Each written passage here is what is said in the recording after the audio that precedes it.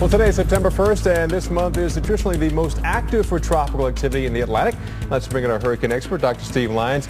And Dr. Lyons, we now have our fifth named storm in the Atlantic, Tropical Storm Erika. What's your take on Erika, and will this become a hurricane?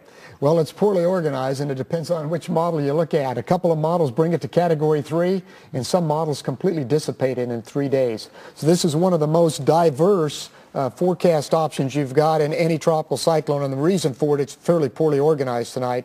Circulation center is well to the west of the core of stronger thunderstorms, but it's nearly stationary right now, so it's not really holding its own very well. But some of the models think it's really going to take off. It's going to be very doubtful. Okay, so it's stationary right now, but again, big-time questions on that. Okay, where is this thing possibly going, and what are the major impacts?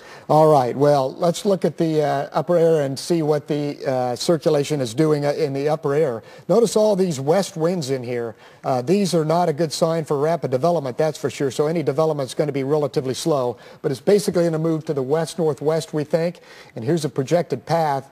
The Hurricane Center sort of split the difference on the intensity. They bring it up to a strong tropical storm, but because of that upper atmosphere, they weaken it beyond that time frame. If it stays weak, it's going to stay in the southern track.